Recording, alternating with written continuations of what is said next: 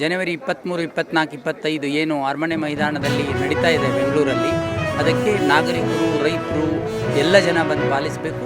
ಇದನ್ನು ನಾವು ನಮ್ಮ ಭೂಮಿಯನ್ನು ಉಳಿಸಬೇಕು, ರೈತರಿಗೆ ಸಹಾಯ ಮಾಡಬೇಕು, ಗ್ರಾಹಕರ ಆರೋಗ್ಯದಲ್ಲಿ, ಜನರ ಆರೋಗ್ಯದಲ್ಲಿ ಉತ್ತಮಪಡಿಸಬೇಕು ಅನ್ನೋದು ಈ ಉದ್ದೇಶ.